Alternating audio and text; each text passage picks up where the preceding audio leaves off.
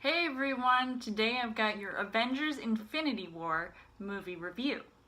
10 years of films leading up to the biggest Marvel film that has come out. But is it worth seeing in the end? As far as the story goes, the Russo brothers return once again to helm yet another Marvel film, and it brings together the Avengers, the Guardians of the Galaxy, Doctor Strange, Spider-Man, and many more to take on the big bad Thanos, who we have literally seen glimpses of in previous films, and this one, he is just completely owning it, especially when his goal is to obtain all of these Infinity Stones that are meant to destroy the world once they are attached to his Infinity Gauntlet, and, you know, with a snap of his fingers, and then something happens. While right off the bat, this film really does take a dark turn, and that is something I completely did not expect seeing in a Marvel film, considering the direction that they've been going with some of their themes and the tone of their films that they've set up. This one really feels like a different film, and I actually liked that aspect of it. It really did not go the way that I thought. So it kind of has all these different moments, and it's just shocking to see, and there are plenty of surprises along the way, and things that are really not as predictable as one would think. And I tried not to have a lot of high expectations for this movie. I mean, how could you not, considering, how long us fans were waiting to see this movie, and it was a mind of a film that literally had me in tears, or on the verge of tears, by the end of this movie. And this is coming from a mostly DC fan, because I had my things to say about certain Marvel films.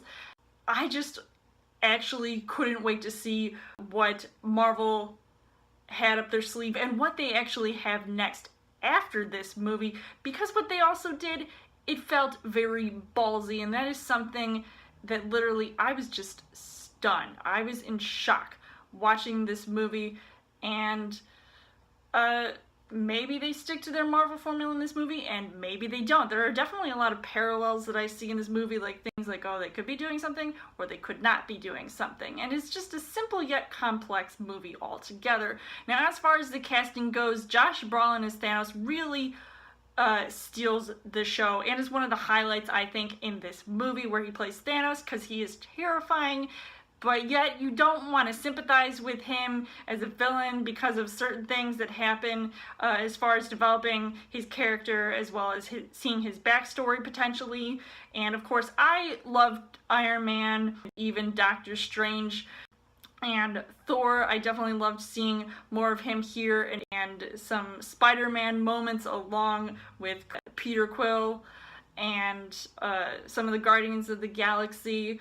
And Hulk, I would say, felt very underused in this movie, and maybe didn't exceed some of his potential. And there were sporadic romances here and there, and hey, I would still ship Vision and Scarlet Witch since their last movie. And Mantis was also a big surprise. I didn't exactly like her character as much in Guardians of the Galaxy 2, but here she was pretty awesome. And anyone else kind of faded in the background, because there was just so many characters, so many, and that was one of the problems that I had, was like, okay, they say there's at least going to be like 50-something characters or whatever, and I was wondering, are they going to be able to develop them all? And even the Black Order, which I knew nothing about going into this movie, I thought they were also pretty interesting villains, as well as Ebony Maw, who I thought was also pretty creepy. Things that I liked about this movie was that the action was pretty awesome, and definitely something that entertained me and left me wanting more, even though at times I felt a little bit overwhelmed and I had my heart race several times. I seriously needed a defibrillator near me if something was going to happen, and the comical moments were subtle and it worked well wherever it was placed in the film.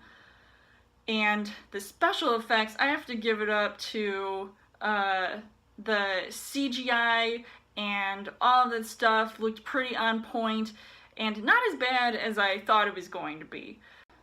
But unfortunately, the things that I didn't really like about this movie was that while this was not a perfect film, and I was somewhat let down by certain elements that happened in this movie that kind of reminded me of Star Wars: The Last Jedi, and I won't spoil anything unless you guys want to see me do a spoiler review for this movie when I see it again, because I definitely think it is worthy of a second viewing and many more times after that. And it does feel a bit choppy, but nothing completely terrible, since it does go from location to location. It kind of feels like that's all happening in a short amount of time, even though there isn't as many pacing issues for being an over 2 hour long film. So at least it gives you enough time to sort of process everything, or it doesn't really give you enough time to process exactly everything that is going on. So overall, I would say that this is still a pretty exciting film.